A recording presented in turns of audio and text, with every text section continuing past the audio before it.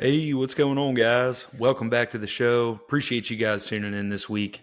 We've got a great episode lined up for you with Kent Boucher of Iowa. Kent is a super cool guy. Got to really catch up with him during this podcast for the first time. So it was exciting. He was a recommendation that I got from Jacob Leischen while we were in Harrisburg. And I'm super thankful to Jake for recommending this guy. He's a wealth of knowledge. We're really excited to talk to him and get, a little more in-depth approach on native grasses and habitat stuff. This year, especially moving forward, I want to start doing a lot more habitat-related podcasts and moving forward with, the future plan to do more of that stuff, as far as having more guests on that are doing TSI. And I want to have really some niche specialty guys in each category. So this one is really going to apply to like CRP for those of you guys that are looking to, create your own habitat or really what you should be looking for in public. And this one's really going to be a wealth of knowledge for all you guys. So stay tuned. We also get into some great stuff with shed stories. Kent's a huge shed hunter, and some family stories, some other stuff hunting related, and him just getting into mobile hunting himself and bow hunting in the past 5 years. So really cool episode, a little bit longer than normal. We just got into some great stuff, and I figured you guys might enjoy it. So hang in till the end. There's some great stories all the way through. First of all, I want to thank our sponsors that make this possible: Lone Wolf Custom Gear, Osseo Gear, Painted Arrow Outdoors, and Timberwolf Supply Company. Guys, if you're near the Indiana area, go check out. There's, I believe, the Indiana Deer and Turkey Expo. I might be butchering that, but go check it out. Lone Wolf's got it on there. Osseo's there as well. Go check them out, guys. Get your hand on some of the gear and tell them we sent you. If you guys are not attending the show, I believe an update for Lone Wolf.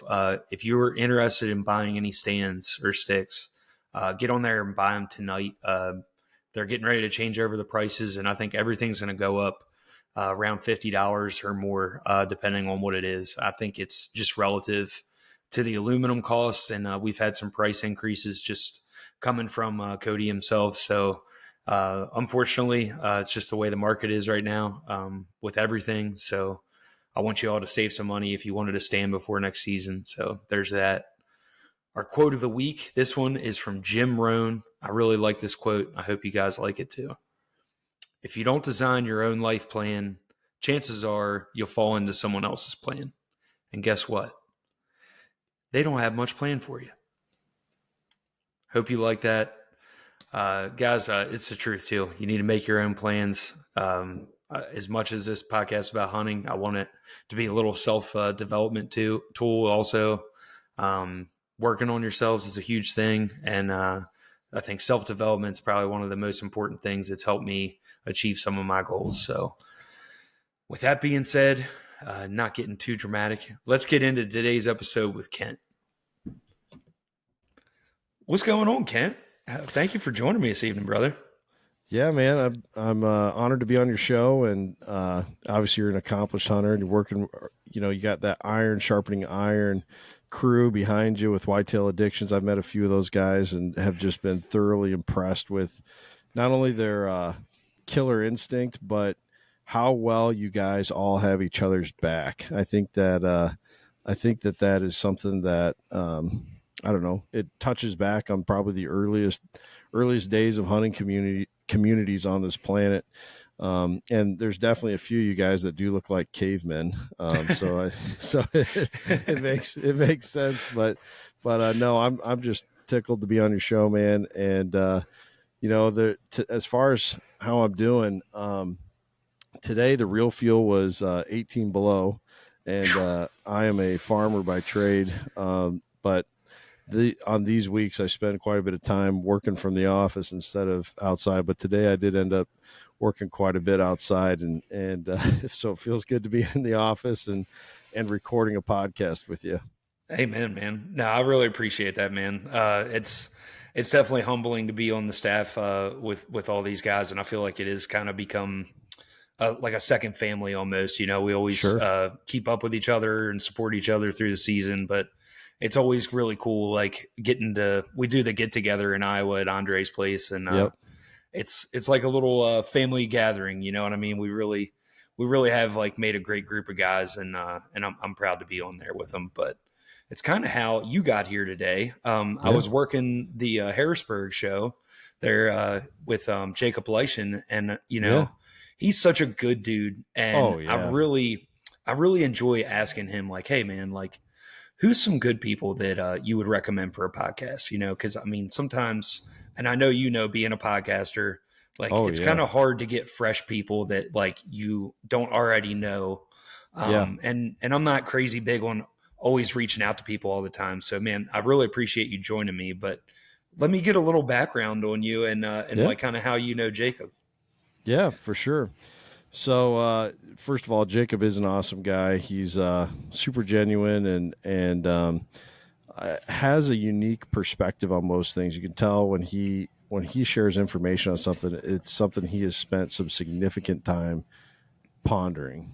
He's a thinker, and I like talking with thinkers. And I think most people who do a podcast are probably thinkers, and so that's probably what gravitates you to him as well. I would imagine those same characteristics. But I met Jacob back in the summer of 2023 when I work for a native seed company. We grow prairie species for prairie reconstruction projects. So most people listening to this podcast are probably going to be familiar with the term CRP, Conservation Reserve Program, the most successful conservation legislation that's been passed in probably the last 40 years or maybe even 50 years, probably since the Clean Water Act. I think that came in the 70s. But we as hunters, we understand the importance of the CRP legislation that has allowed for so many acres of grassland habitat to be restored on the landscape. And we understand how deer use that, pheasants use that, turkeys use that, quail, go on down the list, right? And so at my job, we provide the seed for landowners to plant CRP, or maybe they aren't specifically enrolled in a CRP program, but they're wanting to just put in like more bedding cover for their deer herd, or they're wanting to put in a little pollinator patch in their yard. So we grow seed for that, and through that, um, as you can imagine, we kind of have to like find a unique market, right? There's definitely a lot of people out there that want native grass and flower seeds for their various projects, like I just mentioned. But for them to know where to get it is a challenge. We can't just like haul our seed at the end of the year to an elevator somewhere, and then the market that's built around native seed takes care of it, and we get our check and move on. We got to find our own market. So when I started with the company back in 2022, I had already been running my podcast, the First Gen Hunter podcast, for a couple years at that point. Yeah, probably about 2 years. And I said, hey, you know what we should do is we should start a podcast here at Hoxie, and we can educate people on obviously on prairie, the importance of prairie, and um, uh, basically all issues related to conservation, agriculture, hunting, even politics, natural history, all that stuff. And so we started the Prairie Farm podcast, and obviously that helped people know that we are here as these native seed producers. But it just more so, we just feel so passionately about people understanding the importance of having a conservation mindset. And through that, we met Doug Duran. Oh, And cool. yeah, Doug That's is, awesome. yeah, he's an awesome guy. He's as good as advertised, even better. And through that, we didn't just like get to hang out with him once. All right, great meeting you. We'll probably never see you again. It was like a true friendship was born out of that. Like we became very good friends with Doug, and uh, so we started talking with him more, and we started asking him about sharing the land, his initiative, which would be a great thing for you to look into, Justin, as you move to a new area here soon and are looking for hunting access. Sharing the land was created essentially to help people get access to private acres for hunting by trading some kind of skill that they have That's cool. to Awesome, help the man. landowner with, Yeah, So Onyx paid to have a film made um, for Doug and sharing the land, and he asked us to do that. And Jacob with the Land Limited, him and Matt. I imagine you probably met Matt. yeah. Those two are pretty I well. haven't got to It's meet Matt yet. I can't wait to meet him though. I feel like he's such a good dude. I Oh really yeah, love what they do though, man. They're like, I don't think there's any other outdoor films that actually like make you feel something like they do. You know? yeah. They're incredible. And so they came out with Doug and we did let's see, 2 days of filming in August that year, and then they came back. So that was like the work day for all of our sharing the land cooperators that wanted to come out to Hoxie and trade work to hunt pheasants at Hoxie, because we have incredible pheasant hunting with all of our prairie grass fields. And then they came back in late November to do the hunting part. And so I That's got to awesome. meet Jacob through that, and we've had conversations since then. That's cool. We actually were talking a little bit about Doug when we were at the Airbnb together, and I'll never forget what he told me because it's pretty funny. I know you'll get a good laugh out of Yeah, this. But we were just talking about Doug, and I was like, man, he seems like such a good dude. You know, he seems just like one of those wholesome, like humble, like uncle kind of hunters that you know you. yeah, But his for one, his practices of land management are totally like different than what you normally hear, yeah, as far as like how he lets people just shoot whatever and believes yep, that you're going to have these mature bucks and it's not a big deal. Like where a lot of other people like think about things completely different. So yeah. that was really interesting. But the funny thing was, Jacob being the bow hunter that he is and loves bow hunting, he was Yeah. talking to him, and he said Doug fired back at him. He's like, you know what, Jacob, you know what bow hunting is for? People that have too much damn time on their hands. That's exactly what he says. Yes. Yeah. It's for people So, who got nothing else better to do. right. I got a Yeah. good kick out of that. I was like, Yeah. well, he kind of shut you down, huh? He- Yep. But Yep. Yeah. that's awesome, man. I love that about Doug. He's got a great sense of humor, Yeah. and he, to your point, where he does things differently. Doug is a guy who puts his money where his mouth is, and that's risky business. There's so many people who don't do that, and then criticize the people that do. But even when I come across somebody who I don't agree with, what they're saying or what they're doing, if they're putting their money where their mouth is, man, all the respect in the world to them, Yeah. because that takes bravery. Now, when it comes to Doug, I agree with what he does. I like his conservation ethic. I think sometimes it can be hard to understand why people do things the way they do. But if they're really researching it as hard as Doug does, talking to the people that Doug does, there's a lot of education behind what his methods are. And Hmm. to your point, the proof is in the pudding. There's awesome bucks that come off of his acres every year, and Yeah. and there's obviously still a lot of work to be done there, especially from a CWD standpoint. But he's gaining ground there too, and so it is humbling to know the guy, and I have a ton of respect and appreciation for him.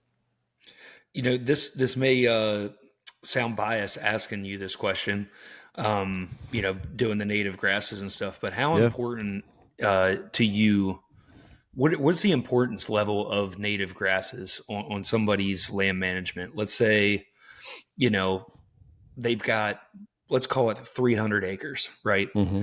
In your opinion, what portion of that should be made up of native grasses? Yeah, I if love if that if it's question. not, yeah, if it's not just strictly a crop field, like let's say we got a little bit 100-acre crop field and then we've got some other stuff laid out and just some empty fields. I mean, I really was curious on your thoughts on that. That's a great question. That's something I've been thinking about a lot. I've actually written a couple articles on this here as of late. One thing that we always have to remember about deer is deer are edge edge species, right? They are creatures of the edge. They love transitional areas from timber to grass, timber to ag, grass to ag. You find deer where there's edge. And funny that we're talking about this right after we got done talking about Doug. When we went up to see Doug for the first time on his farm there in Southwest Wisconsin, I was just looking around, at the landscape, and it is nothing but edge there, edge everywhere. As far as the eye can see, edge, edge, edge. And I have never seen as many deer in my life as I have seen up there in Southwest Wisconsin. We just so happened to when we wrapped up the day with Doug and we're headed back, we were leaving at like dusk. Just the hour we all live time. for. Yeah. Prime time, man. And I bet we passed without.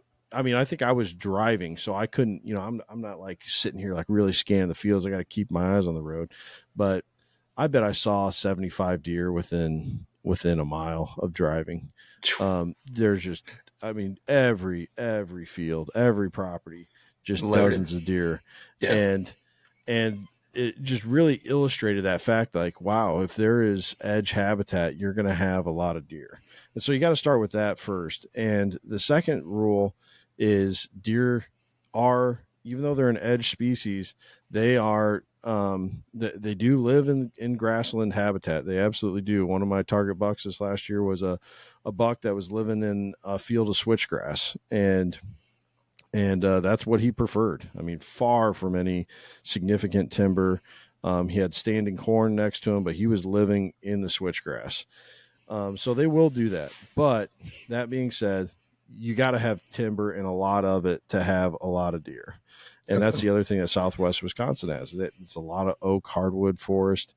So not only do they have the edge, but they have a lot of timber that hold a lot of deer. They are a woodland species as well. So I would say those are your first two primary things that you got to have checked off the list. You got to have quite a bit of timber, and you got to have a lot of edge if you want to have a lot of deer. And then you create that edge with your native warm season grass, prairie is what we call it.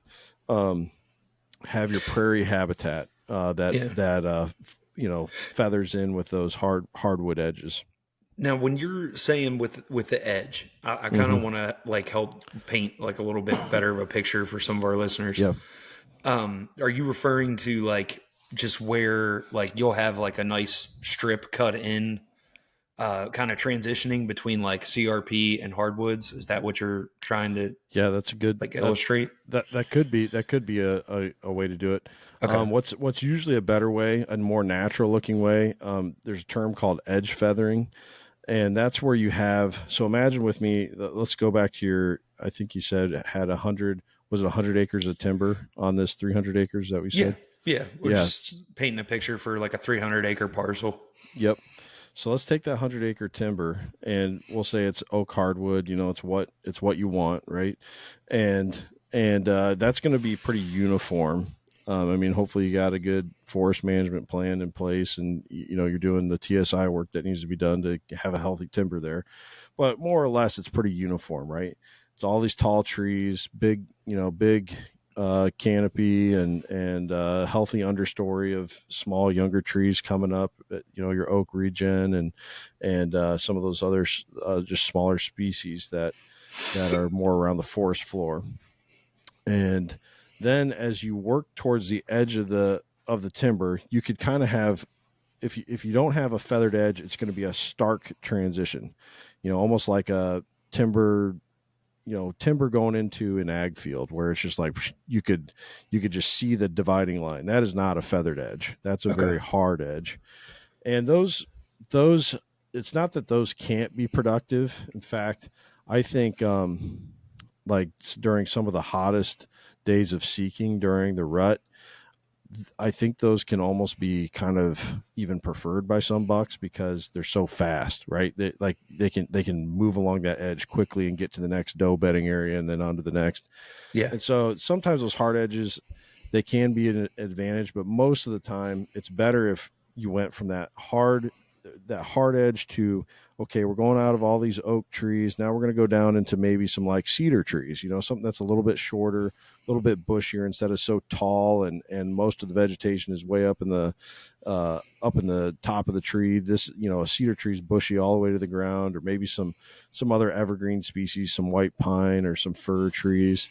And then transition that into like maybe some smaller like mulberries and sumac and dogwoods and things like that, almost more like shrubby vegetation. And Mm-hmm. then from that transitioning into those native grasses. And Okay. that to me is an ideal edge for most of the deer season. Yeah. Deer are going to bed in there. They're going to travel in there. They're going to feed in there. Um, you could basically, like if you were going to do an all day sit, you could have deer passing you throughout the day if you're in a really good feathered edge like that, um, especially during the rut. But yeah, that would be the ideal transition that I'd be looking at for a good edge on a property. Awesome. Yeah, man. I'm really excited. We're just a little like brief touch on, the place we're looking at. It's about 20 acres. And I Oh really yeah, was curious to like, but the layout, it is like the right 20. It's like phenomenal. I'm yeah, really, man. really excited. Not only did I find the biggest rub of my entire life laid out on this property, but it's got like the whole north end is a river. And then Oh it's yeah, got like a 6 acre cornfield and a nice little transition into what would be like a 3 acre food plot. And me and Jacob were talking about it, and I was like, dude, I just want to plant native grasses all everywhere in there and like not even worry about the food plot. Like if I've got that much corn on the other end of it, like I'll just buffer them through there. And yeah, man. like that was I was a little excited to like pick your brain on that and like if you're learning, like, is it better to have that grass versus doing the food plot? Like, have you, in Yeah, your experience, yeah. is it better to So have a real thick area versus just having a ton of different food varieties? yeah, I think so there's a couple different aspects to that. That's a great question to ask. The First of all, we sell at Hoxie. This is something we've been working on. Is like how can we blend those two things together, the food plot side of hunting, and then the type of habitat that elevates not just the ecosystem for the deer. I mean, deer. Let's be honest. Iowa has transformed. Well, there's actually this is actually a stated fact about Iowa. There is not a more terraformed place in the world than Iowa, meaning from its original condition, its original natural state, Iowa has been changed more than any other place on the planet. Okay. Just it's as changed as Manhattan Island. It's just instead of having skyscrapers and concrete jungle, we have row crops and all of our old growth forest has been replaced with new growth for the most part, and everything else has changed. Right, our prairies 99.99 I believe, or yeah, 99 point no it's 99.9% of our original prairies are gone from Iowa. Wow. It's sad in a lot of ways, right? Is it from a conservationist standpoint, it breaks your heart. But that being said, like I was talking about with CRP earlier, a lot of acres have been restored. Now that restored prairies aren't as productive for the ecosystem as what the original prairies were. They don't have near the number of species. Um, they have problems fighting off invasive species, things like that, but they're still good, right? And so we've kind of been looking at that from, I have the deer hunter perspective at Hoxie. The other guys working there, they're more just prairie farmers and but they care about deer hunting, but they kind of I lean would it. I'm sorry to interrupt you, No, but go for it. I would imagine like just knowing a few people that live in Iowa, like pheasant hunting is huge there, right? So Yeah, I mean, I imagine like you guys being native grasses, like a majority of people coming to you. Do you have more people that are, doing this for, upland birds versus whitetails? Yeah, that's a really good question. I guess I've Not never to send you down thought about rabbit that. holes, but No, it's a great question. I would say as of late, it's probably been a pretty even split. There's a lot of guys out there. Jared from the Habitat podcast for years now has been talking about the power of switchgrass. Skip Sly's been talking about switchgrass for a long time. Um, uh, Don Higgins, he has his real world switchgrass that he's been marketing for quite some time. So there's some big names in the deer hunting world, especially when in the deer habitat world, that have been talking about native grasses within the scope of how do you manage a property for better deer hunting for quite some time. And so as you have, I'm sure, know from being in the industry as long as you have, it's like when new trends come around, they sort of like on Instagram, they feel like everyone starts doing them all at once, but in reality, it's like turning a battleship, right? It's like yeah, the slow movement towards it. And so that slow movement though has turned in favor of using native grasses within the deer habitat world for long enough now that we get a lot of customers who are looking for deer habitat improvement work to be done on their properties, and okay, which we do still get a lot of pheasant people looking for pheasant mixes, and we do like we'll be at Pheasant Fest this year, because Mhm. pheasant hunters value habitat. I mean, uh, what was it in 2022 and 2023? Pheasants Forever raised. So these are pheasant hunters donating their money. They raised over $500 million for habitat restoration work. Half a billion dollars. And so Wow, pheasant hunters definitely care about putting in, pheasant yeah, habitat. that's But great. yeah, it is. It is wonderful. But as far as when we started looking at to answer your question on the food plots versus the native grass, how can we have both? And the Mhm. answer is we got to look back to what was going on in Iowa back in the days of where the only people here were the indigenous Americans living here, and the answer is those animals were living off of the prairie. They were eating. I mean, they were living off the browse and the mast crops in the timber, of course, in the woodland habitat, but they were also living off of what the prairie gave them too. And Mhm. so a lot of those come in the form of flowers, native flowers. And so we created our premium whitetail mix, which we've gone through and researched what are the different native species that deer like to eat, what are the ones they don't like to eat. And we've custom built a mix that really gives you both the effects of a native food plot, perennial food plot, something you don't have to plant every Mhm. year. It's coming back on its own, and but also gives you the advantages, like you mentioned, with having all those native grasses in there as well for bedding, for fawning cover, for thermal cover in the winter, safe travel from predators, all that, and so we tried to blend those things together. That being said, one of the reasons Iowa is what it is we do have so much food on our landscape from corn and soybean production. So I think having that little patch of corn, 6 acres of corn on your new property would be great. I think you'll find sheds in there. I think you'll have a little spot for that late muzzleloader season that a lot of guys like, and then the fact that you got that river corridor running through there, you're gonna have bucks highway Oh traveling yeah, through your property during the rut, man. It's going to yeah. be That's my first thoughts. Are I was like, this is like a buck conveyor belt right here because yes, it's yeah, like that's a one of great term the for it. yeah, it's like I've one never of heard the that. That's good. only. Yeah, it really well the way it lays out. I mean, it's phenomenal. It really Yeah, what shined to me was and I know around that area, it's predominantly just crop fields, and this yeah, is one of the few places where it's actually a nice set of hardwoods, and it's a yeah, pretty sizable piece. So to me, I'm like, man, like what better layout can you get? I mean, yeah. really, You'll like they you'll got be to able come to through the take. hardwoods to get to your corn. I mean, come Yep, on, bed to food, like it doesn't yep. get any better. The only downside, Kent, is that I got to put my house right where the bedding area is at because it's like in a floodplain. So I'm like, Oh yeah.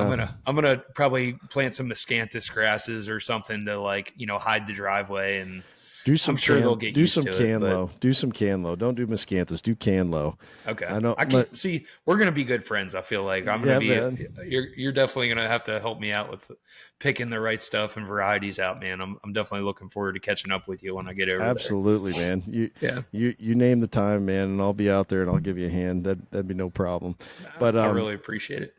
one thing about like in your situation there that you're describing, and I think this is something that a lot of people who haven't been to Iowa don't understand, is we have such a fragmented landscape, and so you can create a sanctuary like that, and it can really shine, right? You can your 20 acres could end up being the best 20 acres for a square mile, Mhm. and the the way to kind of like elevate that property rather quickly. And I say rather quickly because prairie does take a little while to establish. It takes about 3 years after planting for a good prairie to start up. But compare that to planting a forest. You know what I Yeah, mean? You're talking right. 20 years. And Mhm. when you add in all that grassland habitat, your property hunts even bigger. You know what I Yeah. mean? Like it now pulls in more deer faster, and you'll see that turnaround very quickly. So, yeah, I think from what you're describing, without being able to see it myself yet, it sounds like a pretty sweet spot, man. Yeah, I'm super excited, man. It's literally a dream for me. So I'm anxiously waiting to sell our house. We had a bite last week, so it just didn't work out. But I mean, it's in God's hands. That's I'm right. trying not to stress about it, but it's a pretty big challenge here lately, man. We're all just in this weird like time frame where it's like, okay, what do I need to do? Like, and me being self employed, it's like I'm afraid to take on big projects. Right. So I'm like, oh man, like it's just killing me inside, and then I'm just dying to get out there and shed hunt too on top of it. But Oh yeah, I bet. I think maybe that's kind of a good cue to switch gears. And I asked you before we jumped on here to do this. I knew just doing a little background check on you, man, that Yeah. you're a huge shed hunter, which I Oh am yeah. too. Yep. I was a lot more successful when I lived in Maryland. I used to find a lot Really? more. Yeah. Oh, That's well, interesting. the deer density in Maryland versus Kentucky is like no comparison. That's interesting. Around here, we do have way more quality whitetails. Sure. A lot of them, I believe, like get killed during the season. A lot of the mature bucks Yeah. do end up getting killed. So you're left with a handful of them, and they have so much ground that nobody touches. So finding sheds off of a really good deer around here, unless you've got them like, on watch and you've got a good property layout, like that's when it's possible. But Sure. for me this year, it's just a toss up, man. So generally now I find maybe like 10 to 20 sheds a year, where in Maryland, there was a couple years I'd find 60 to 70. Wow. That's So, crazy, man. I was interested. It was one of the questions I had written Yeah. down was like, what's it like for you now? And like, what would you say, how many miles you walk per shed you find? Like, do you have a Yeah. ratio? Yeah, I do. So when it always seems like every year, like when I start out shed season officially, I got to get like usually a good 10 miles in before I pick up that first shed. And I think that's usually because I start in January. Now this year I am way behind. It's just been a really busy winter so far, and we had our fourth child back in May. So I mean, Oh man. she'll be a year old in May, but it's still just like that busy baby time, and Yeah.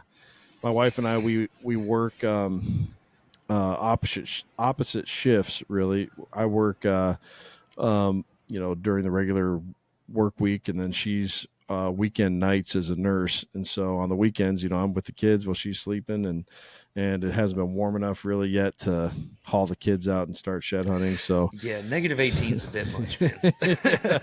yeah, although I did take them out yesterday, and it wasn't much warmer yesterday, Oh man. but So, for that reason, it usually takes me a little while to get that first shed picked up. But then once I get going, um, my average is, when I'm really doing well, it's about 2.5 miles per shed. That's good. And yeah, I feel like that's a pretty good average. I'd say the average person in Iowa, from my experience, stays around that, like that casual shed hunter who goes out a few times, or maybe a newer shed hunter probably stays around that 10 miles per shed range, but you can once you start learning where to look and where's the, what's a good property versus a, yeah, there might be one or two sheds on that farm type of property. Hmm. Once you start figuring that out, you can really get that range down. And a lot of that goes with what we were talking about before we started recording, getting permission. Yeah. When you see those good looking farms, try and do what it takes to get permission to get out there and look, because that's where they're going to be, Yeah. and I You mean, do a lot of that. glassing. Yeah, I do. I do quite a bit of glassing. I do a lot of uh just driving back roads this time of Yeah. year. Like today on my way home from work, I took a new route that I haven't taken yet this spring, just because I wanted to see if there were any deer out and where Yeah. were they, and is that a place that I could maybe go and knock on a door later. And that's one of my, so scouting is just like with hunting, Hmm. is so critically important if you want to find a lot of sheds. Yeah. Amen, man. For me, and I think I remember hearing like a reel that you did recently with another guy, Yeah. um, about like, you used to shed hunt places that you weren't allowed to hunt, right? Am I Yeah. correct in Yep. saying that? Yep. That's That's what right. I used to do. Cause I mean, I'd work in Baltimore City, I'd work in DC. When I had lunch break, like every once in a while, I would just go jet out into the woods and come back with a handful of Yeah. sheds, man. I mean, Yeah, man. like whatever, like, hey, finding a good antler's finding a good antler. You know what I mean? Exactly. It's like Yeah. whatever you can do to mix up the monotony of the day. Or I'd get Absolutely. off work and I'd be near a good area and I go walk it. And Yep. that's, a lot of people ask, and it's like, man, if you want to find sheds, you got to just be where the deer are at. Like you're not going to Exactly. find them unless there's a lot of bucks. I mean, Yep. it's just my perspective on it. But now things here are just a little bit different. I mean, I always find some, but it's just, it's like a daunting task sometimes. It just feels Yeah. like you're literally looking for a needle in a haystack, Oh sometimes, and yeah. then just luckily, bam, there's one there, but there's nothing like finding one. I mean, I wanted to, this one, I'm going to put this on YouTube as well for all you guys listening Yeah. Yeah.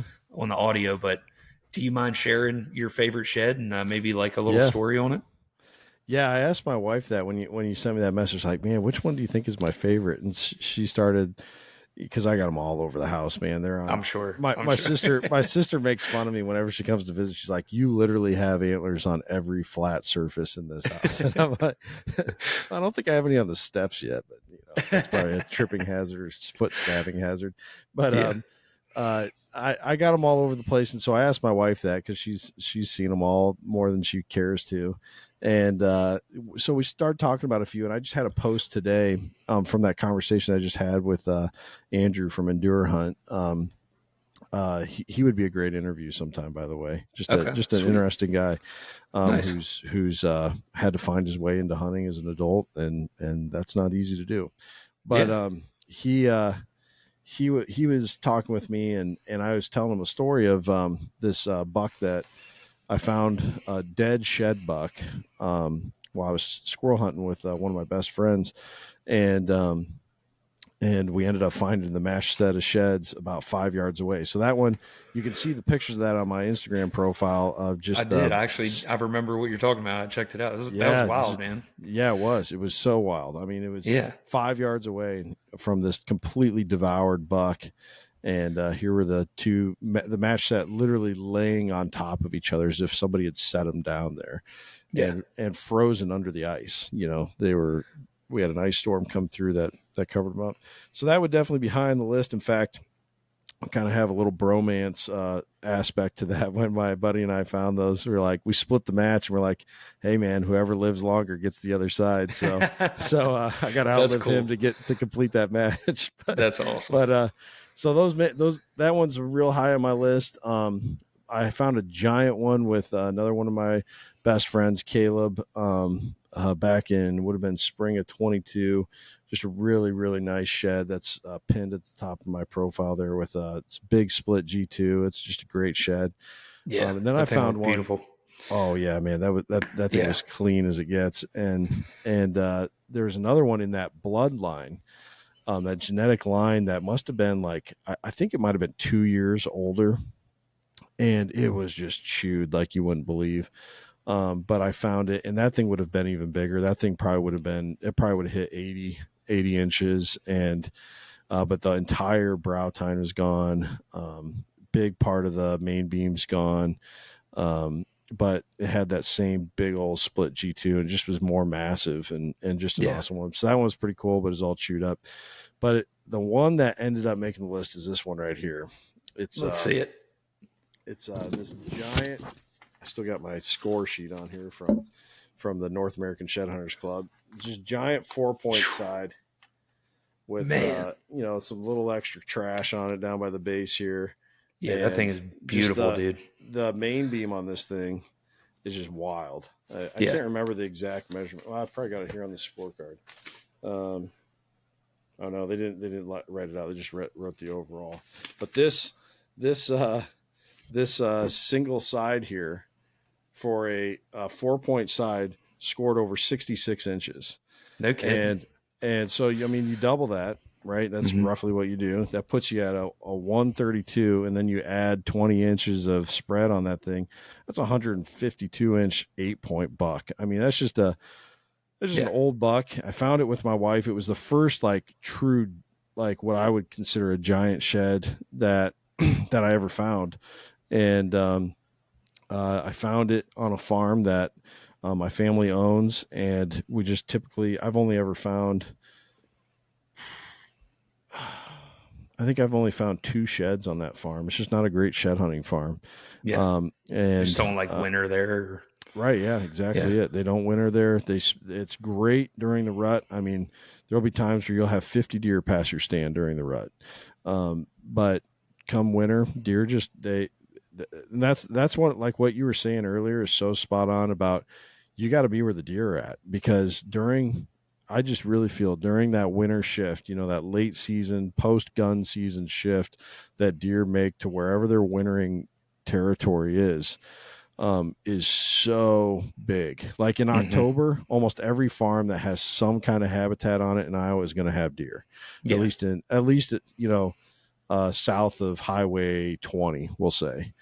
Almost every farm that has deer or has habitat will have deer, but not true after November. Those deer really congregate onto those areas that have that choice late season food and thermal cover, and they will congregate on them.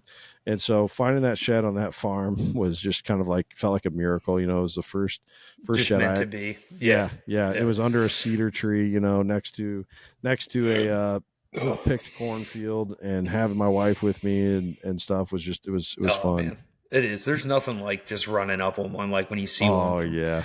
I mean, I don't know. I honestly, I've got a couple of friends of mine that are so obsessed with finding sheds that they've almost put it in the category of I'd rather find a sheds than kill him. And I'm like, well, I'm not that guy. I'm just not. Well, here, let me. I would rather kill him, but I'm a huge fan of finding, especially a fresh shed at that. Yeah. Let me put that statement into perspective for you a little bit. So I interviewed this guy named Craig Bell. Okay. Awesome dude. I know who you're talking about. Yeah. Okay. Yep. Yeah. So I was interviewing Craig, and he told me a story about how there was this buck that he had a chance to shoot. He was a giant. I want to say he was a 180s class buck, and he passed him because he's like, man, I really want to pick up his sheds. And he passed that buck.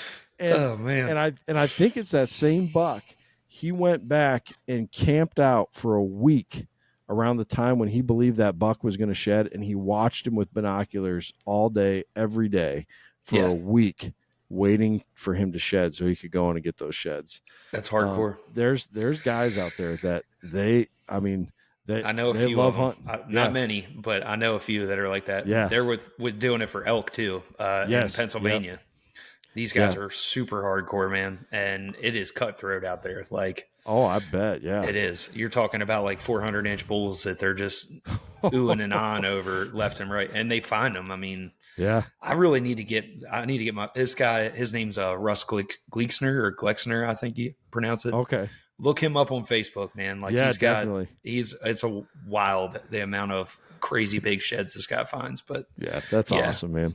yeah, man. I I love that figured, though. I love that. And I love that about the hunting community. There's so yeah, much nuance, yeah. No, and I think it's awesome. I've honestly, I was so obsessed with it back. I don't know, probably 6 or 7 years ago. I tried to start a little Facebook group on shed hunting and the Shed That's Hunting cool. Alliance or something. I don't know. Me and a friend did I it, love it. but yeah, man. I'm probably a follower because back in those days there was like zero shed There was hunting only so content many. out there. I know, Yeah. right? Yeah.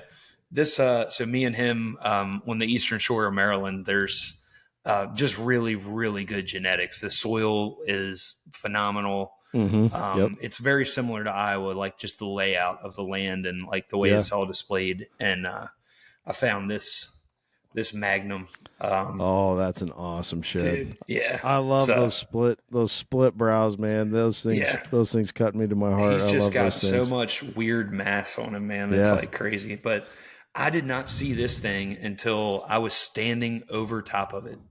I got out on this peninsula and I was like, all right. And like, I know there's a shed on this peninsula. There's no Yeah. way like a buck isn't bedded out here. And I'm not kidding. I mean, it just got done raining. I'm like, this is perfect. Pick up my binos and I'm like, glassing this finger. And I put my binos like just down. I had them on a sling at the time, not like a harness. Yep. And I look down and it is literally like 2 feet from me. And I came unglued and like wouldn't pick it up. I'm hollering at my buddy. I'm like, oh my God, like you got to get over here. And, we both just wigged out. Like I couldn't even, it was back when I didn't have as much composure, man. And I'm just sitting here cussing left and right, like finding this thing. And one of my older buddies, kind of like a mentor, he's like, dude, you got to stop. You can't be cussing this much. All right. Like, so I'm like trying to go back and cut the video to make it a little bit more PG rated, but man, just phenomenal. I just lost my mind. Like it was just as cool as killing a deer to me, back then. Yeah. When I found this one, it was almost the same deal. I nearly tripped over the thing. Really? And I freaked out when I picked it up. And then that one big split G2 one I was telling you about, my buddy was driving. We were it was a field that we had permission to shed hunt, but we like just drove in straight to the habitat, right? And we drove right past this shed. Ooh. And we're in there. My buddy picks up a few sheds and I'm kind of like, man, I didn't find anything today. And all of a sudden on our way back, I just see this thing glowing out in this cut bean field. And I jumped out of the truck while it was still moving. I mean, I ran. I was like, "What?" He's like, "What's going on?" And I picked that thing up, and I was freaking out, man. So I get it, man. It's once you see a big one. It's I always call it. I try to do a few episodes like right around now called like the Shedicated series, where I try to get like really, really big time shed hunters. So I really do appreciate, the love for it, man. It, absolutely. It definitely burns deep in me. I've had a couple of good friends, like even in Maryland, like one of my buddies, he's like, when you're in Iowa, I'm flying out and we're doing a few day shed hunt. Like that's just on my bucket list. So I'm looking forward to it. And I think people are catching on to it, which, we complain about as shed hunters, like, oh, I was doing it before, it's a big deal and all this. And it's like, yeah, I get that. But any time we can connect people to deer habitat, that's a win for hunting, because those are people that are they're gonna stand, and defend these habitat acres because they use them too. Even if they don't hunt, if they at least, because there's a lot of people who don't hunt that shed hunt. It's crazy to me, isn't it? Like, I mean, I know I've come across plenty of people like walking that. I'll never forget. I had a guy. I want to say it was like a 70-inch side, man, and I could not believe it because like that's like 1 in a million in Maryland. Oh yeah, and it just blew my mind. I'm like, this dude is literally like walking this bedding area, maybe a couple 100 yards in front of me. Like I could have found it if I'd have just been in there an hour earlier. But I'll never forget that one. It's like, and I'm like, oh, do you hunt? And he's like, no, I just like finding sheds. I'm like, it's almost like a sin, dude. Like, Yeah, get out of here, man. He's like, what do you hunt here? And I'm like, no. I was like, so, I mean, I was like, I just want to get a picture of that thing. Like, he's like, oh, absolutely, man. I'm like, yeah, that's I had cool. never even found an antler over like 60 inches at that time. So, Sure. Yeah. but yeah, that 5-point side ended up going like 78 and some change. So Yeah, that's an awesome sight. yeah, for a typical, man. Yeah, he was super cool. And I found one really good one here. Unfortunately it was older, but funny story, it was off of a deer that I was trying to kill that year that was actually killed. It ended up gross scoring like 238. Yeah, Whoa. but man, it was insane to me. So the side I found was really similar to this one, where Sure. it was just a typical, and the deer ended up getting hit by a car that year. Oh, After he shed, no, it didn't die. After he got hit by really? the car, he just threw on drop tines like crazy. Like It's he almost the went best thing to from, happen. yeah, he went from like a clean 170s to like a 220 with like 4 or 5 drops and That's trash everywhere, wild. and then grew even more the next year after getting wounded during that season. So he was like 7 years old. Wow. Just unbelievable, man. Like lived on a cattle pasture. Like Isn't it wouldn't wild? leave. It's wild to think about what those old bucks have seen and what they've survived. And I gotta, the romantic side of me wants to think that it's all just their skill and their attentiveness to, like there's something inside of them that helps them just have better instinct for survival, right? Than Yeah, the average buck.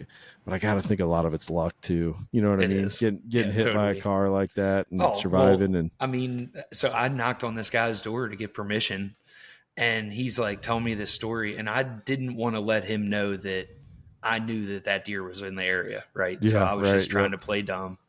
And he's like, "Oh, my nephew, he seen this deer. He was so big he didn't even pick his gun up. He was just shook and couldn't even." He's like, "The deer ended up walking away," and I'm like, "Are you kidding me?" He's like, "Right here." He like, and I mean, like I found that shed, and it was just basically a huge, um, like 60-acre parcel of just a cedar thicket. So to That's me, wild.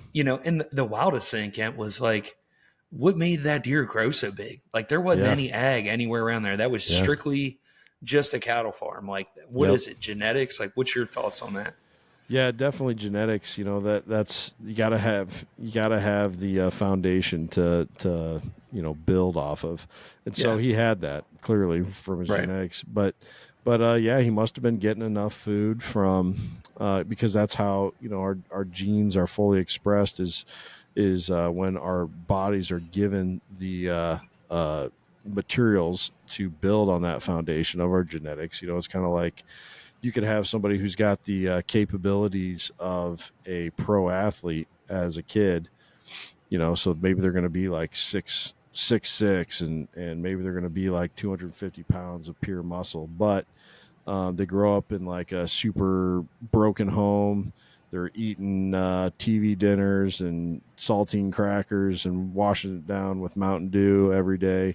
They're not going to hit their genetic potential Yeah. that they have, right? Well, the Mm-hmm. same thing's true for big bucks. They gotta get that nutrition. So evidently he was finding something. Maybe it's just some good quality browse. Maybe he was traveling to a oak flat somewhere and just gorging on acorns every fall, And and corn maybe there was piles. and corn piles. Maybe he was hitting the corn piles at night. Oh, dude, yeah. The wildest thing, man, was like after he died, the amount of people that came out and said that they were chasing him was like just mind blowing to me. Like, and I didn't say anything to anybody about it. I was like Yeah. super tight lipped. Oh, you have to be. Yeah. And I found out about it from some young kids at a party talking about him, and they dropped a hint on like what road it was, and I was like, y'all just messed up. Like you, Yeah. you don't know Oh, who you're really? dealing with. Yeah, they're like, they really did. Like it was kind of funny. I actually irritated a few people, but like it is what it is, man. I'm not Yeah. gonna sleep. There's only I'm not so. gonna sleep on a deer Yeah. like that. Yeah. I had Um, something similar a couple years ago. I was driving home from work and I spotted. I mean, my guess is he was in the 210 range. yeah, He was out. It was on November 10th, and it was one of those days where I didn't get off work in time, and it was killing. It was just a killer drive home because I see him, this 210 out here in a waterway, wide open waterway with a doe. Then 3 miles down the road, I drive past a 175 out in a cornfield with a doe, and then about another 5 miles down the road, I drive past a 165 that nearly runs into me out of the ditch. And I'm just Oh, like seeing all this. I mean, it's just the day. It was the day, and oh here my I am God. watching it from my truck window on my way home from work. Oh, But poor that guy. 210, yeah, man, I went and knocked on the door. I was like, I just have to, it's Yeah, like I absolutely. and I then I asked, and she's like, there's a really big one out here, and I'm like, I know there is, and I was like, I'd love to get a chance to come out here and try and hunt for him. I'll only do archery season, I won't come out during gun season. She's like, well, my son's after him, and a few other people Yeah. are after him too. And it's like, oh, okay. And Yep. I That's just when you asked got her, to get well, creative. yep. And I tried. I mean, I think I saw him one more time, but he was still on the same farm. And I tried driving the roads behind their farm and all around, and never could lay eyes on him from any other direction. But Yeah. I mean, I mean, there's just so few of those animals Mm-hmm. around that once you know of one, if you really want to get one in your life, you kind of, I mean, you kind of got to just go for it, and try and Yeah. get that permission.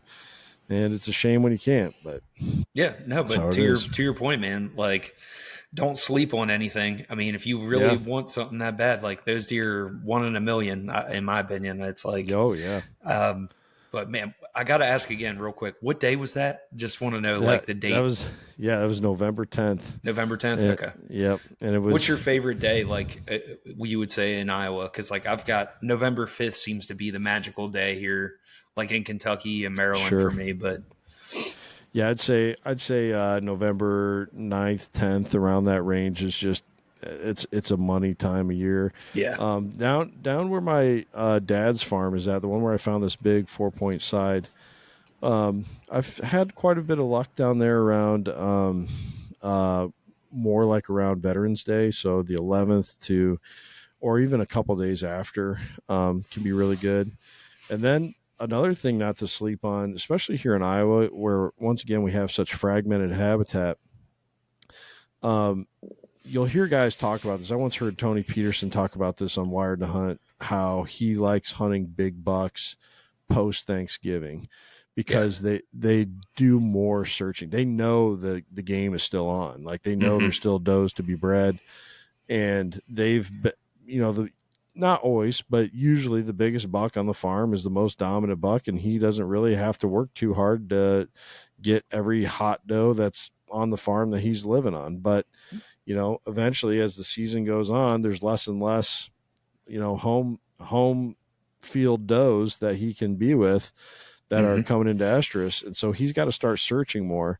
And so, you know, that's another time I like being out is after Thanksgiving. There's I just a agree with you. lot of big bucks on their feet, and Yeah, and you can really, you can feel like your season's over, and then the next minute, whoa, here's a 165. Where'd he come from? yep. Like I think the first week of December is phenomenal. I've killed Mm, a couple of my biggest deer in that first week of December. yeah, And I would put it on, I hunted doe bedding areas, and that's where what it was. I mean, they were just looking yeah. for that last hot doe, man. And if you're at the right place at the right time, it's like Yeah, done I'm glad. deal. I'm glad you said that because we don't really get to observe that as much in Iowa because that's when our first gun season kicks off.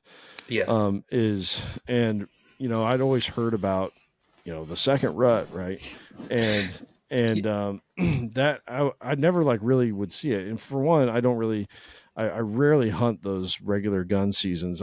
I like hunting in Iowa with which this is a season you'll want to pay close attention to once you become an Iowa resident. The early muzzleloader season, I love that season. It's yeah, bow hunting with a muzzleloader, okay. and the woods are so unpressured. Um, it's just a great season, and and Now, I if you don't draw that in Iowa, can you not draw your late muzzleloader tag? correct, but Right. So you got to make a choice. since you'll be a landowner, I think your situation's a little different. I think you could get a landowner tag for whatever season you want. So Really? you would. So I think you'll be allowed to have 3 buck tags as a Are you landowner. sure? With owning only 20 acres? I believe so. I Okay. could be wrong on that, but I don't think there's technically a minimum in Iowa. There might be, but I know some states have, like Illinois has a rule for I think it's 40 acres. You could be a non-resident but get resident tags. But I think as long as you're a resident and you're living on the or yeah, as long as you're a resident landowner, I think you'll be able to get that tag. I could be wrong on that, but Well, I that don't would be have one pretty here sweet. because Yeah, I don't own any habitat to my name I for got you. hunting deer, but someday, right? Someday. It'll happen. And, I and believe in you. And but you got the family farm, so I mean, that's you right. got That's sounds right. like you got a pretty good situation. And Oh yeah. I also wanted to touch on like the absolute dude, the buck you killed. I guess was it last season at 10. The thing was So phenomenal, or oh maybe yeah, it was that before 10. that. But Yeah, that was saw the picture you holding a shoulder mount that with an yeah. absolute magnum. I mean, Yeah, that was my so I shot a 150-10 in 2021, fall of 2021, just a clean, really nice looking 10, kind of curly looking rack. And then in 2022, I shot a 177 and 7/8. I think he had 18 scoreable points, and just a freak, man, just a nasty old buck. And it was kind of interesting, I'd seen that buck I think one time in I think it was July of that year. It was just one of those nights. It's like golden hour. I had the kids in the truck with me, and I'm like, you know what, let's go out in the glass, see what's out. mhm. And saw him and another nice buck, and that was kind of the last I saw him. And there again, early muzzleloader season, I went out on our first big cold front of the year.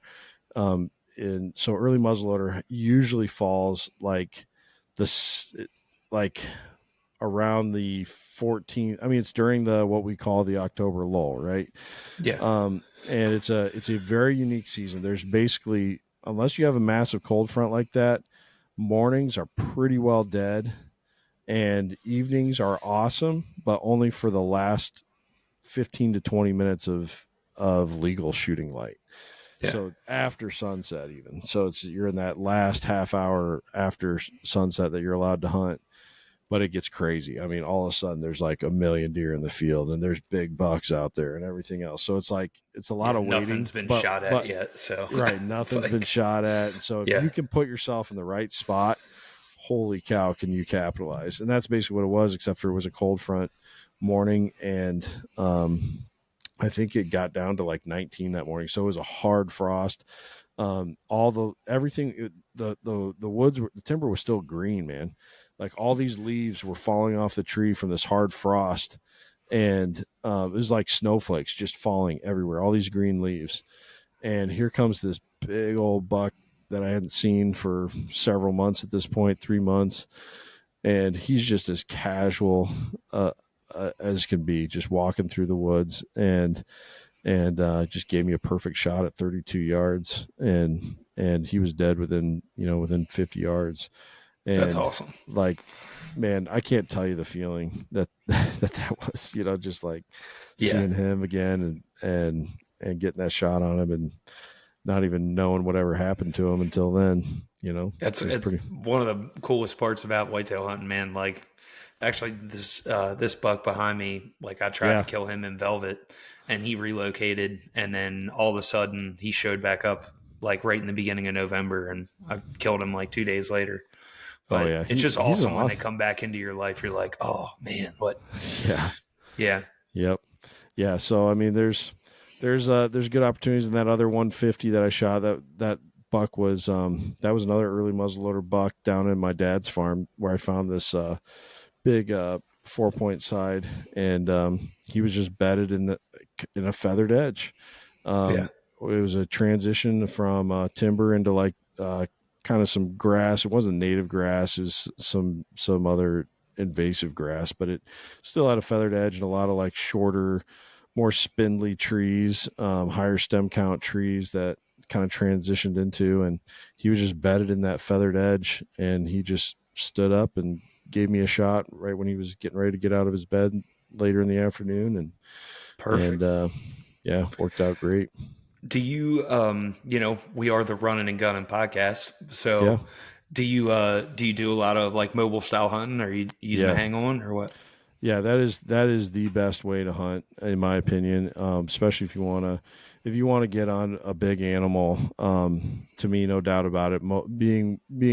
Not just mobile, highly mobile, Yeah. is incredibly important. And so I've been doing mobile hunting more or less for about. I think I started my first year of doing it was in 2020. A really good friend of mine. Um, which this would be another great guy for you to interview. He's one of the best deer hunters I know. His name is Chris Dyer. He's underground. You won't find him on social media or anything. He's done a few podcasts with me, but he That's he cool. is a killer. Yeah, Those are the guys that are awesome, oh man, that man, nobody knows about. yep. Everybody talks about how many like this guy and that guy, and I've always been a firm believer that nobody knows the best hunter that's out Yes, there because he doesn't care to share anything, yes, or it's like an old timer that's got 200s stacked up, you know? yes, yep, Yeah. yep. That's how Chris is. I mean, he's a silent killer. But he gifted me a Lone Wolf Assault back in 2020. Cool. He's like, I got a few of them here. Why don't you take it? And so I started Yeah. using that and started learning. And I picked up a set of the old style of Lone Wolf climbing sticks, and I've been using those for several years, and just like learning it. But I also love I love just having a lot of preset. Since my family owns some ground, I have like a lot of preset hang-ons I gotcha. that I have, and just like areas where I can get into real quick after work, that kind of thing. So I have Yeah. hunted that way quite a bit through the years. But this year I went to a saddle just because I wanted to be even more mobile, like I was talking about. Like, Mhm. yeah, having that older style lone wolf and those older style sticks, they're definitely open up opportunities that a preset stand doesn't give you. But it still is, that old equipment, as revolutionary as it was still. I mean, it's a lot of work to, Yeah, you're it talking a is. 11 They're pound heavy. stand. Yeah, Yeah. yeah, 11-pound stand. I think the sticks, those old sticks, you probably remember this better than me, but I They're like want to say, 2-3 pounds a piece. yeah, yep. We got to get you. And We got to get you hooked up with some custom well, gear, man. Come on. well, yeah, well, Yeah. so I picked up, I interviewed Jacob on my podcast, and Hmm. and he just like started opening my eyes on some different techniques where he's like, dude, I never use, and I think I might have heard Cody DeQuisto talk about this too, how I think he's a 2-stick guy. Yeah. And Jacob's like, yeah, man, I just always 2-stick. I want to be up that tree in 5 minutes, and if it's not good, I'm down. It takes me Yeah. no time to tear down 2 sticks in a stand. I'm like, well, that, yeah, usually I'm doing the whole 3-stick deal, Yeah.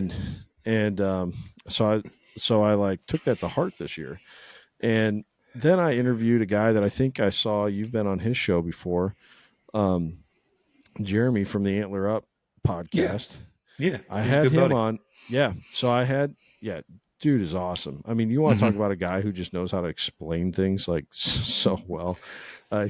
So I had him on, and a guy who co-hosts a lot of shows with me is Alex Gruen of East to West Hunts, and Alex had just started doing some saddle hunting in, let's see, it would have been the 2023 season, and I was like, I was setting some sticks so that I could just bring my lone wolf into a spot that I thought was going to be pretty decent. Turns out I was right, and if I had been able to get into that spot this year, I would have shot a nice 170. But anyways, while I was setting these sticks on the tree with my son, I had I'm big on using a safe line. If all my presets, unless it's like a ladder stand, I Yeah. have, well, even one of my ladder stands, I think I have a pre, or I have a safety line because my son, it's a double stand that my son hunts in with me. Mm-hmm. And I'll use stuff like that as much, just because, I mean, it's the number one injury that affects hunters is falling out of tree stands. Yeah. And so it's like, if that's a $35 problem I can solve, then I'm going to put a safe line. And Dude, if I'm going to be honest with you, not to cut you off, that's yeah, why I saddle hunt. yeah, Because I'm always, my wife, my number one concern is to get home to my family. I've exactly. actually had a tree stand accident. Luckily, I was tied in. But for me, just always being secure on the tree, it's just, Yep. it's kind of, I don't want to say it like idiot proof, but like it just makes you that much safer. Oh, I'm always absolutely. connected. And now, like you said, like I don't really hunt very high. I always bring 3 sticks with me, Yeah, but just in case. majority Yep. of the time I'm leaving one on the ground. So like Cody's always talked about that, of like the revolution of, you bring three, and then it's like you have such a hard time just ditching that stick. And he's like, Yeah. dude, just get rid of that son of a bitch and just take 2 with Yeah. you and like be done. You make it work, and I'm like, Yes. all right.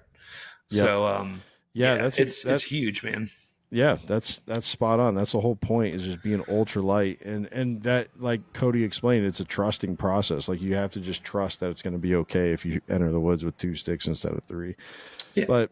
But so anyways, I was putting up these sticks on this tree, and I didn't have a safe line or anything, but I had a lineman's belt that I've used for when I'm putting up new stands and stuff, Mm-hmm. and climbing sticks. And I just remember I was standing on, I think it was the second stick, and I just was like taking a little break, and I like leaned back, and I had my feet on the top of that stick, and I had this lineman's belt on. I'm like, man, this is comfortable. This is Right. like, And you're like, this is light like bulb really. goes off, like maybe I should saddle hunt. I was like, what am I saying right now? I said I would never hunt in a in a Go in a ahead, you can say saddle, it. You can say it. You can call it a in a diaper. It's diaper. okay. Yeah, It's all right. I I won't. think My that's what feelings won't care. I heard.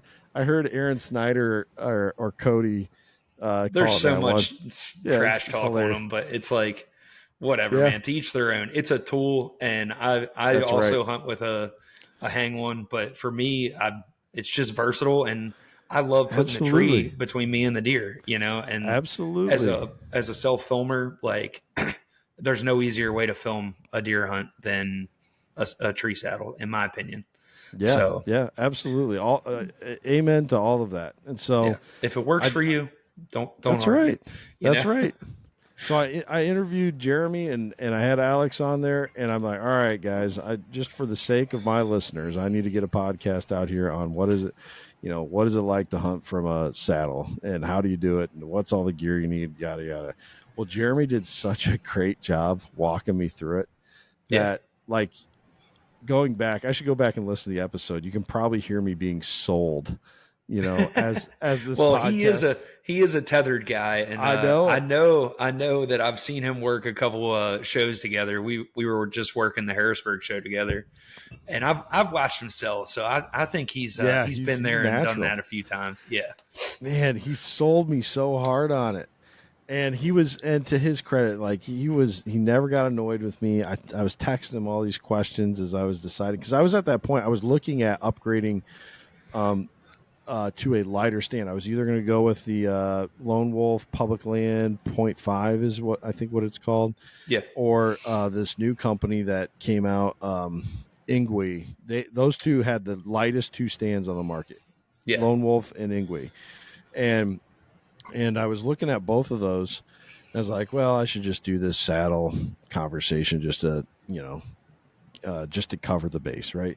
Well, I mean, I talked with Jeremy, and he sold me so hard, man. And I picked one up, and I just committed. I was like, you know what? I got this thing. I'm going to do it. I'm going to learn how to do this.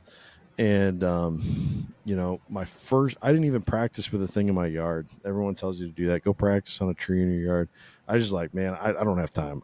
I'm just going to wear this. I'm going to wear this diaper into the woods. I'm going to get up the tree and figure it out. And I did. The first time, it was so easy. And like you said, you're connected to the tree pretty much all the time. There can be a few times where, you might have to undo your lineman's belt to get around a limb or something that's sticking out on the tree on your way up or something. But Right. really, I mean, almost 99.9% of the time, you are connected to the tree. You get that tree tether up, and then you can even, if you want, you can hunt with both your lineman's belt and your tree tether at the same time for extra, stability. If you're, if Yeah. you like, so what ended up happening later this season was, it was a really rainy day. I had a really great encounter in the morning with this nice, ballpark 170s buck. And I blew it, and I was like, you know what? I think he's not going to be back down in this bottom where I spooked him this morning. I think he's going to go back up high, and I think I need to be in that tree that I put those pre-hung those steps up with my son Jonas Mm-hmm. earlier in the year. And so I went back straight to that tree, and it was so wet, and these sticks, they were terrible. The way they were angled, they were just slick as snot. I tried climbing up twice and nearly fell out of the tree twice trying to, Oh just man. like the steps were just so slippery.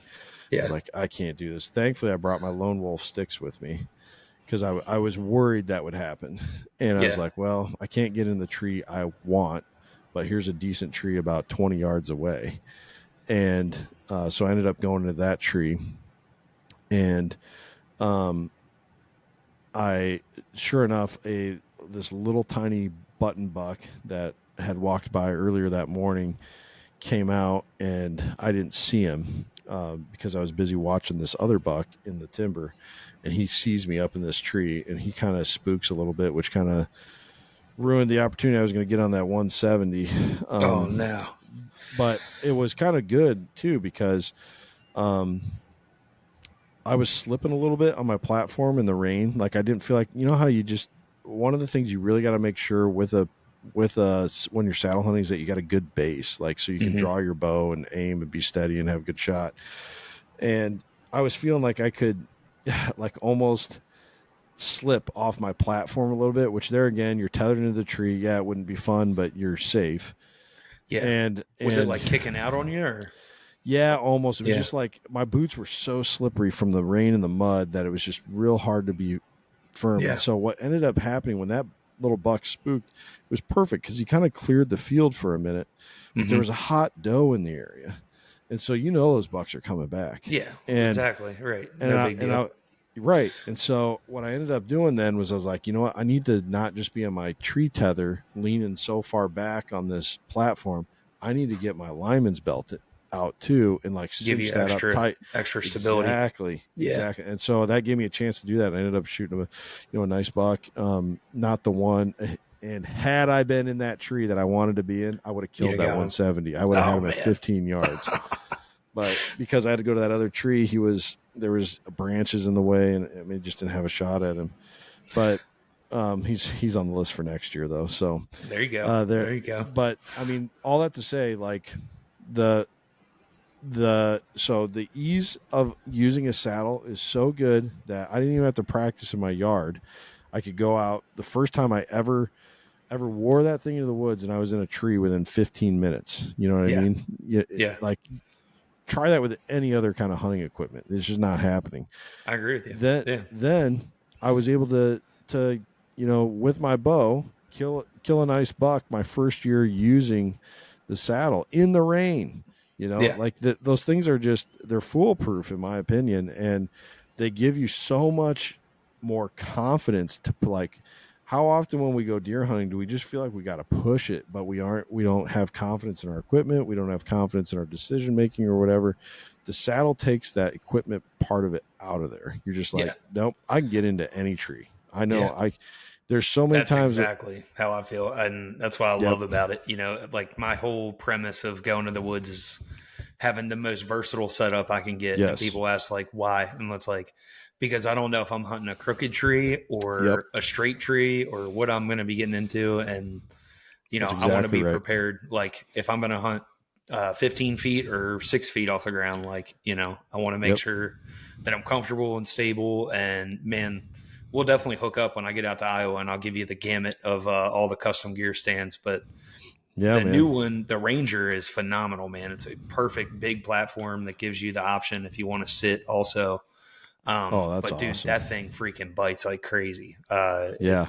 Yeah, It you'll does. It definitely doesn't like kick that. and stuff. Yeah, I'd love Oh, that. no Yeah. way. Yeah. This thing is unreal how tight it gets to a tree. And even in a crooked tree, I've hunted like really crooked timber with it. And it's one of the best platforms out there, in my opinion. It's just got a huge V bracket, really, really sharp teeth. Oh, I love that. Yeah, it's Yeah, killer, and man. I think that is one area like where we talk about being ultralight. Having a big enough platform is critically important. You know, to me, that's one thing that it's worth the extra half pound or pound to Yeah. have that little Yeah. bit bigger platform. Now, too many And people are platforms are easy to concerned. carry. They are, and I've been through the whole gamut of all those. Big platform, little platform, point five. The coolest thing with the Ranger is you don't have the cables, and you still got a big Mm, platform. yeah. So you can swing around the tree if you need to, and I've done that Yep. a lot of times, man. Like in that final motion of like, all right, that deer's looking over here, draw and Yep. pivot around the tree, and dunk it. Yep. But Yeah, yeah, I just man, think I think when you're mobile hunting, you're just deadlier. You know what I mean? yeah. Like there's Yeah, you can there's see something and capitalize on it like fast, absolutely, and I think absolutely. that's how a lot of big deer get killed. It's just like I've heard Cam Haines talk about. It's like the biggest bulls on the mountain, you're not calling them into you. You got to go after them, and it's Yes. like the Yep. same premise with, big whitetails. But, Right. well, Absolutely. dude, it has been an absolute blast having you on here, man. I feel like we could talk for another hour or two, Oh, but I absolutely. know it's Well, the I got evening. to And get you on my show, man. I would love to, man. Anytime. You let me Yeah. know. I got one final question for you that I Yep. like to ask all of our guys. And that is, what is, for me personally, I always learn a lot more from mistakes, and failures than success. Mm-hmm. What's one of the biggest failures you've had as a bow hunter that's really helped shape you? Yeah, that's an excellent question. So I am from first gen hunter, so that I grew up in the outdoors as a kid. I was exposed to backpacking in Montana, canoeing and portaging in the boundary waters of Minnesota, and doing all sorts of fishing and things like that. But I didn't grow up hunting until I didn't get to go hunting until I was 26 years old. I'm 35 now, and I started bow hunting in 2020, the year that I got that lone wolf stand, and I had a couple like just heartbreaking moments along the way. Sounds like Where bow hunting. Yeah, that's right, man. I mean, just in my first year, I shot a nice, uh, probably 130s to 140, low 140s buck, but I think I brisket hit him. You know what I mean? I did Yeah. I did so much right to get that shot. I shot him in the CRP, standing prairie grass, and from the ground, and I got all this stuff right, but I blew up on my shot, and then later in that season, I ended up wounding another smaller buck, and then I wounded another buck in 2022. I shoulder punched him, and I shot a doe in 2020. I guess that was in 2022 as well. I shot a doe with my bow that I never recovered after looking for hours and hours and hours until about 2 in the morning, and eventually found her during pheasant season. And finally, this year, or no, in 2023, I killed my first deer with a bow, which was a doe, a nice big mature doe. Shot her from the ground. Finally, it all like came together, and then this year, the proof was like, and not to say I'm not going to have problems again down the road, but this year I killed my first buck with my bow, and I shot him at 42 yards, and it was a perfect 10 ring hit, where like I couldn't hit him any better, right?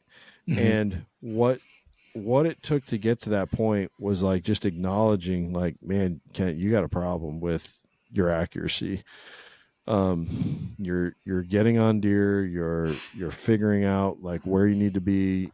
You're putting that side of the puzzle together, which it probably is the more challenging side of it, of like figuring out, well, where do I need to actually hunt, and where, like it makes sense that I like front loaded my effort onto that side of learning hunting, Yep. but that meant then that my practitioner side suffered. Like they actually sealing the deal.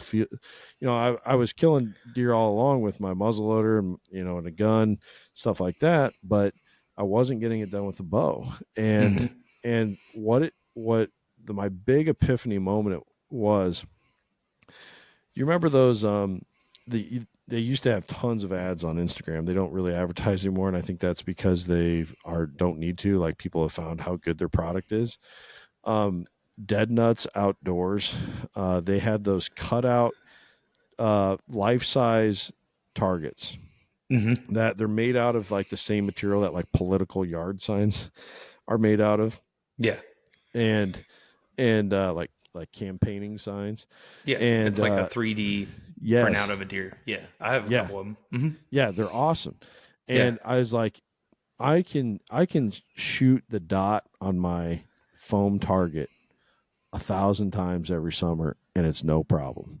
Right. But for whatever reason, when it comes to picking a spot on a deer, I just cannot get my landmark straight, or I can't. Maybe I Yeah. black out a little bit, have a little bit of target Dude, panic, I think and every bow hunter goes through that, man, myself included. Um, it's just part of the excitement, and you're finally getting ready to pull the trigger, yeah, and it's like I had the hardest time just focusing on putting my pin where it needed to be, and yeah, like it happens to yeah, all of us, man, and like that's I can really relate. So you really worked on your yeah. I just practice and following through and that kind of stuff. Yep, and with that dead nuts target, I mean, every time I went out to shoot leading up to the season, I went through the hassle of setting up the target, which really isn't much, right? Those targets are nice and easy to set up, Yeah. and I shot that thing to pieces basically. I just kept shooting it over and over and over again, and just picking my landmarks and shooting from different angles, just doing whatever I could to make it as lifelike as I could. And man, when I finally then got that opportunity on that doe in 2023, after doing that all summer and late fall, Mm-hmm. late summer leading into the early fall, just all that target practice, man, I drilled that doe. I mean, Yeah. she was dead in 20 seconds, and it's like, Yep. finally, after all this, like, it all paid off. And then again this year, it was kind of interesting. So I shoot a 3-pin slider, but I really don't use my slider. Um, so I just set my pins for 10, 20, 30, Mm-hmm. and I have hopes someday of maybe getting into a little bit of traditional archery. My brother uses it, and one of my good friends, Garrett Fike, he does a lot of traditional archery hunting, and I just like the instinctive nature of that, and I also like the instinctive nature of like a single pin sight. I think that's Yeah. pretty cool. The guys that use those. So the way I kind of simulate that with my 3-pin slider is I set those pins at 10, 20, 30, and my bow shoots pretty fast. So like it's a Hoyt Torex, and it's a pretty fast shooting bow, and so those pins are just stacked, which is Yeah. kind of cool and nice for when you have those intermediate shots, Mm-hmm. 25, 15, something like And that. just match it up in the middle. Exactly. And but I have a friend, Brent Barnett, another friend, Tony Allen, who came out to do some shooting with me on that dead nuts target this summer, and they're like, hey, let's do some like 50-yard bombs, just to practice. And so that gave me a chance to like instinctively use my pins, almost like a Mm-hmm. single pin, Yeah. where you're like using it almost like a gun sight, Yeah. and I just Give it some like Kentucky windage. exactly use Yeah. that Kentucky windage, man. And so we were bombing these shots, and I was just like tendering in that target with just instinctive shot, picking a spot on the deer's back, Yeah. and that came in so critically important when I got that shot this year. And I I wouldn't have even taken that shot had I not put in that meaningful practice on a meaningful target that looked like a buck, and something that gave me the confidence in my ability, and then confidence in the equipment too. Like I said, when I cinched up that lineman's belt to go with my tree tether to give me more Yeah. stability on that wet platform, it You were locked in. You were I was solid. locked in, Yeah. and I mean, just couldn't ask for a better hit and faster death for the buck, and you know, it was all that 5 year learning curve though of those near hits and bad misses and everything else, you know, that like you said, every bow hunter goes through it, and I'm sure I'll have those days again, you know, where Yep. something happens. Wait till you start getting target panic. Yeah, yeah, yep, That'll be your next hurdle to cross. yep, I feel like everybody falls in that category. Like you just start overthinking stuff, and but yeah, man, that's like part of the cool journey of just bow hunting. I feel like yeah, that it really gets to teach you a lot of good life lessons. That if you want good things, you got to put in the work for them, and nothing absolutely, comes easy. So, but yeah, man, yeah, man, that's awesome. I love that, and I think everybody can learn from that, and hopefully, a lot of more people can relate to you, because I do feel like we all go through it. I don't think there's anybody that doesn't go through the same motions that you went through. So, yeah. Well, I appreciate you saying that, and for multiple reasons, it makes me feel better for one, but also, I think it's important that we as hunting content creators communicate that message to people. You know, yeah, like that's reality, it and is. It it's not is. just this easy thing where Justin or Kent go out to the woods and they come back with a nice grip and grin photo of a big buck. Like, no, No, I there's mean, there, I didn't. I had a hot streak for 11 years. I killed a Pope and Young every year, and last year I passed on a few Pope and Youngs I could have killed. So I don't look at it as a failure of a season. right. But I didn't kill one, and one of my friends reached out and he's like, "Dude, don't sweat it. If anything, it just makes you more relatable." Us Yeah, like that's normal right. guys, like, and I'm like, That's right. "Hey, whatever, man. Like, that's awesome." And I'm not trying to like toot my own horn. I'm just saying, like, it goes to show you, like, it doesn't always happen the way you want it to. And especially if you're being choosy with your tag, I mean, like there's going to be years that you don't kill, so Yeah. that's just part of the bow hunting journey, man. When you have your goals set and you're trying to hit something at a certain bar, I mean, it's not going to happen every year. I don't care Yep. how good you are. And that's where I really enjoy, to take it back to the whitetail addiction side, to talk to a lot of these guys that are older than me, 10, Yeah. 15 years older, and get to pick their brains. And it definitely humbles you, and you're like, all right, Yeah. well, I feel like I am an accomplished bow hunter, but like, I've still got so much more to learn. And I think that's one of my favorite things about whitetail hunting, man, is like, there's just the endless Yeah. journey of learning about them, Exactly. You never fully reach, reach the You're like, oh, pinnacle I of, know it all. yeah, exactly. Wait till Exactly. your season. Wait till next season. Let's see how Yeah. that goes for you. You know, a guy on your team who I had this very similar conversation with, was Ryan Glitsky. Such a Yeah. good guy. Oh Such a, yeah, I love like, Ryan. the thoughts that guy has. I mean, people just need to sit down and listen to Ryan for a while. Yeah. I No, mean, he man. just has so He's much one of my wisdom. favorites. We hit it off when I met him for the first time. Just had a I really bet. good Yeah. conversation. Well, Yeah. Kent, I can't thank you enough, brother, for joining me. Hey, likewise, man. This was great. Look forward to joining you and catching up with you once I get out there to Iowa. Guys, make sure you're following First Gen Hunter. Follow Kent. What's the best way to get in touch with you if Yeah. anybody's looking for anything? Yeah. Just through Instagram is probably the best way. Just send me a message.